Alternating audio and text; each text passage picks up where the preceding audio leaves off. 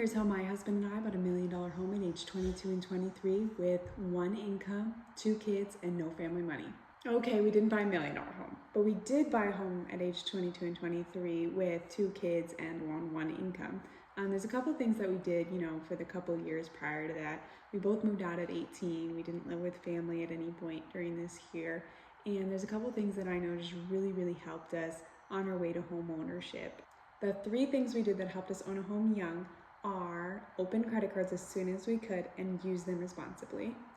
2, be willing to move. Be willing to move to a place where it is affordable and that you could see yourself living a little bit long term.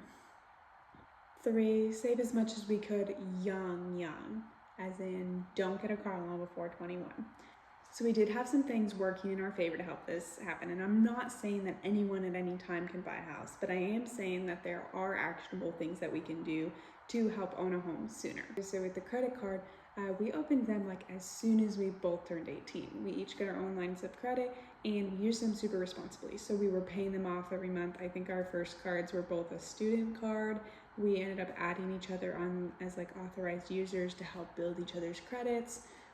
And this gave us a much longer credit history than a lot of 22 or 23-year-olds had. We had 4 or 5 years of credit history when we bought a house at 22 and 23, which sounds young, but you do have time. You do have multiple years to work towards this. Be willing to move. We have lived in 5 places we're just on 5 years of marriage now. We've moved for opportunity, we've moved for jobs, we've moved for school. We did move out of state, where we would ideally be. So my husband actually works in DC and we decided to move to Raleigh. Why?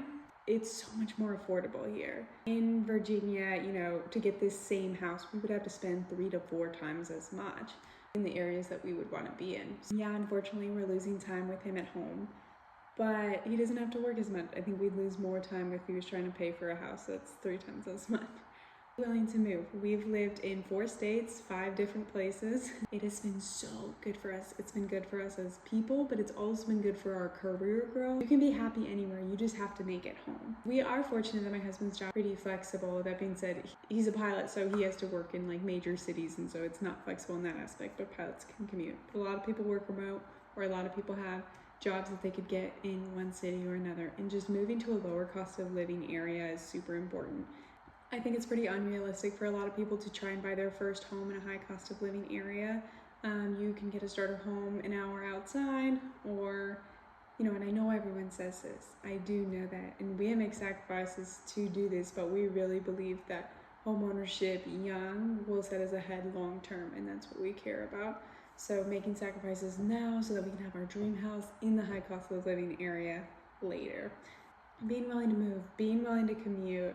You do have to do the math on how much money you would be spending commuting and everything, and if it's worth being out that far. And nobody wants to move away from their home state or where they went to college, and there's a whole world out there, and you can be happy anywhere, you just have to make it home. And then the third thing was being really financially responsible from a young age. So both my husband and I, we had full-time jobs throughout college, and we're super fortunate. We had good college experiences of scholarships and things like that. So I'm not saying everyone's in the same boat, but we did work full-time hours. And I was taking 18 engineering credits, and I was working 40 hours a week in a hospital, night shift, everything, just anything I could do to make a buck. And we lived in a studio apartment in the ghetto for 2 years. We didn't mind it. Honestly, I have a lot of fond memories. I don't think you should be scared to live in a worse neighborhood, especially if you don't have kids. When you're young, you should live cheap and work a lot, and if you don't have kids, you're free to do whatever you want basically, and you can really set yourselves up. So yeah, 18, 19, 20-year-old us really set us up to make big jumps later, because then we weren't coming into ownership and adult life with kids with all this crazy debt or credit card debt or whatever. Being financially responsible, you can save money. If you don't have kids and you're young, you can save money, absolutely. Not using a car loan. Not using a car loan until age 21, 22. The car loan's just hard for buying a house because on one hand, you really need a reputable car. I'm not a Dave Ramsey type of person who believes you don't have a car loan. We had a car loan when we bought this house, but not having the car loan for as long as possible really helped us. We drove a junk Ford Transit Connect as our like camper van. And driving that for a couple of years really did set us ahead. We knew other people who like started making money at full-time jobs like in college, and they got a nice car. And really, I think getting a car loan before age 21 is just a bad idea, because you probably can figure out a way to not need it. Whether that's paying more for rent to live somewhere with public transit, or, you know, a lot of people's parents give them cars, or just saving up, buying a junker, whatever. But before you have kids, and before like the status really matters, buying that junk car, which cars are expensive right now. We had a lot of cars break down that set us back financially terribly, so I get it. But I think just before age 21, getting a car loan is ideal not to do. To wrap it up, basically, the 3 things we did to help us buy a house pretty young was to get credit cards as soon as possible and use them responsibly.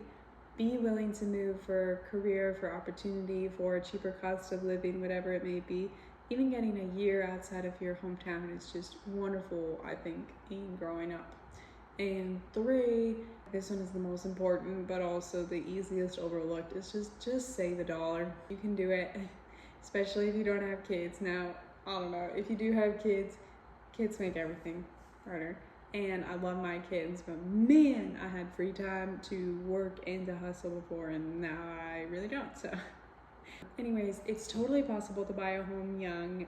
Anyone really can do it. It's different people might have to make more sacrifices or whatnot, but I do think getting on the home ownership ladder as early and as young as possible is so great, and just sets yourself up for future success, as long as you can afford the home. But let me know in the comments what you did to help buy your first home. I'm sure you guys have some really cool facts in there. Subscribe for more lifestyle content like this. Little things that you can do too, and you can do right when you turn 18 years old to help you own a home.